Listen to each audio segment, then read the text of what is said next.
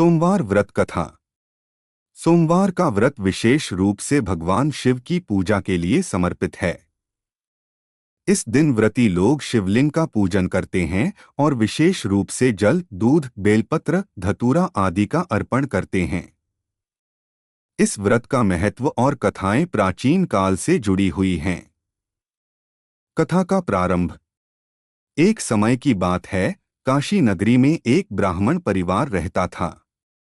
उस परिवार की एक सुंदर और धर्मपरायण पुत्री थी जिसका नाम था दुर्गा। दुर्गा ने अपने माता पिता से कहा कि वह भगवान शिव की भक्ति करना चाहती है और सोमवार का व्रत रखेगी। उसकी माता ने उसे व्रत की विधि समझाई और उसे बताया कि इस व्रत से भगवान शिव प्रसन्न होते हैं और भक्तों की सभी इच्छाएं पूरी करते हैं। दुर्गा का व्रत। दुर्गा ने निश्चय किया कि वह पूरे मनोयोग से इस व्रत को रखेगी। पहले सोमवार को उसने सुबह सुबह स्नान कर भगवान शिव का पूजन किया। उसने बेलपत्र, फल, दूध और जल से शिवलिंग का अभिषेक किया।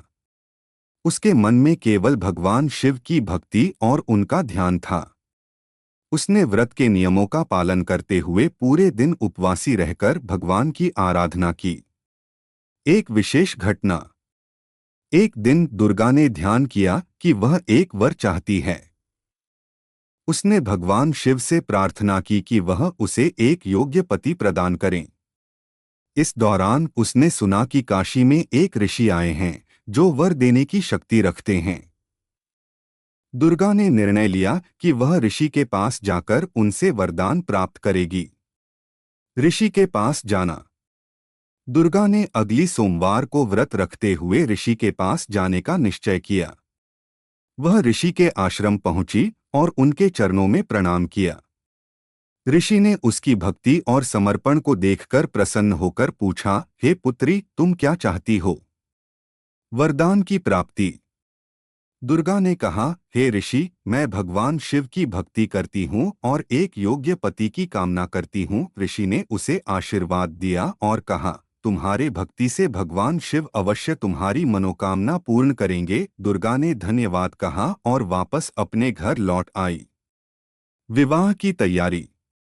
कुछ समय बाद दुर्गा के परिवार में एक सुयोग्य वर का आगमन हुआ। वह एक शक्तिशाली राजा का पुत्र था जो अत्यंत बुद्धिमान और सच्चा भक्त था। दुर्गा और उसके परिवार ने उसका स्वागत किया।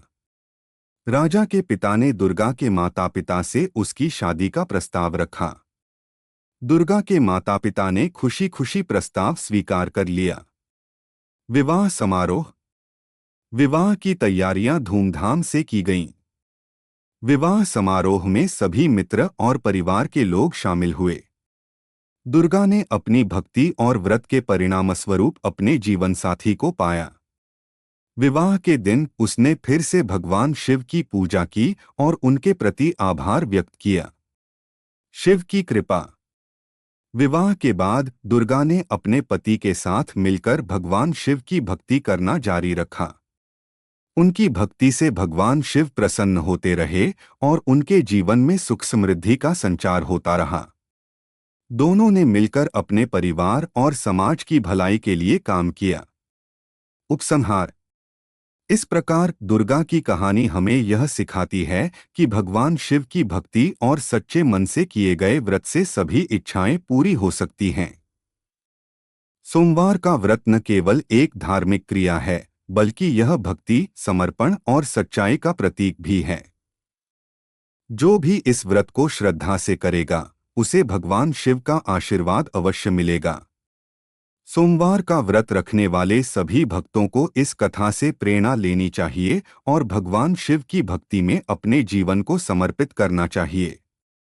इस प्रकार सोमवार का व्रत केवल व्यक्तिगत भक्ति का माध्यम नहीं है, बल्कि यह समाज और परिवार के कल्याण का भी माध्यम है। निष्कर्ष।